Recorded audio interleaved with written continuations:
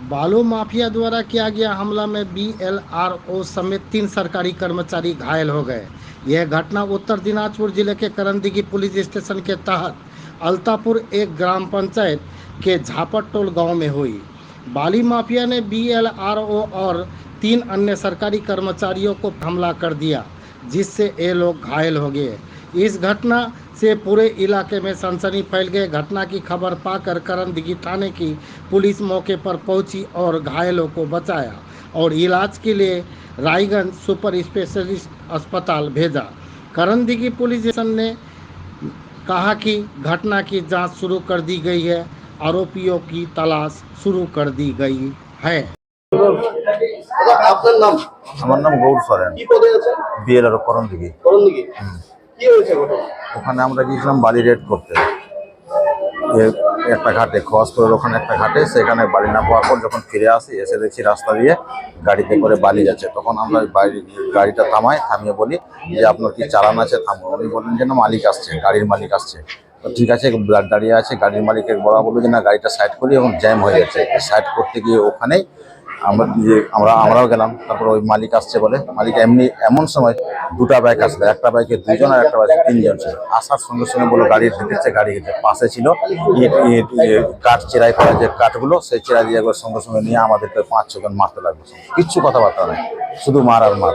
এই মেরে যেখানে সেখানে কেউ ছিল না। স্থানীয় লোক ছিল, কিছু লোক পালিয়ে গেল। পরে ছিল ওখানকার স্থানীয় লোক যখন জানতে পারলো, তারপর ওরা এসে তো আমাদেরকে বাঁচায়। আপনারা কজন ছিলেন? আমরা 3 জন ছিলাম, একজন ড্রাইভার। তারা কোন পদে ছিল? যে একজন আমিন আর একজন গ্রুপ ডি। আচ্ছা, আপনারা কি ওখানে রেড করতে গিয়েছিলেন না কি কারণে কি?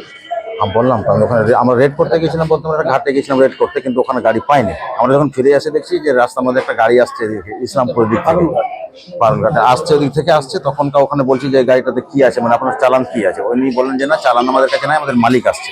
তো ঠিক আছে, মালিককে ডাকুন। এই মালিককে যখন ডাকার কথা বলে গাড়িটাকে সাইড করতে গিয়ে নিয়ে যায়, আমাদেরকেও সঙ্গে যায়। ইতিমধ্যে 2টো বাইক করে, একজন 2 জন আর একটাতে একবার 3 জন। এই আসার সঙ্গে সঙ্গে নেমে পাশে ছিল কাঠের চেরাই করা, ওই চেরাই করা কাঠ নিয়ে সঙ্গে সঙ্গে মারতে লাগলো আমাদের। কোনো কথাবার্তা নেই। সাথে পুলিশ ছিল? না, ছিল না, পুলিশ ছিল না। পুলিশ থাকলে কি এই ঘটনা ঘটতো কি মনে হয়? হয়তো পুলিশ থাকলে এই ঘটনা ঘটতো না। পুলিশকে কি আপনারা ইনফর্ম করছিলেন? না, আগে করেনি।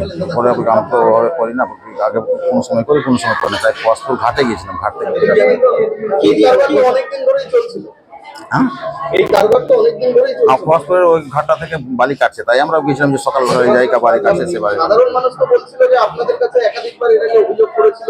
অভিযোগ করছে, আমরা যাচ্ছি আসছি, এভাবে কন্টিনিউয়াসলি করছি। ওরা অভিযোগ করছে, আমরাও যাওয়া আছে, আমরা কম চেষ্টা করিনি। আমরা এই ধরনের অ্যাটাকটা কেন কি মনে তা হয়? বলতে পারবো না, এখনকার তো বাড়ির কারা করলো কিছু বুঝতে পারলেন? হ্যাঁ, কারা করলো অ্যাটাকটা কিছু বুঝতে পারলেন? না, এসে চিনতে পারেনি ওদেরকে। আচমকা ওদেরকে চিনিও না। কি দিয়ে মারধর করেছে আপনাদের? কাঠ দিয়ে, কাঠের টুকরো যে চেরাই করা ছিল, নতুন কাঠের টুকরো চেরাই করা পাশে রাখা ছিল, ওখান থেকে তুলে নিয়ে এসে মারতে শুরু। গ্রামবাসীরা না থাকলে কি মেরে ফেলতো।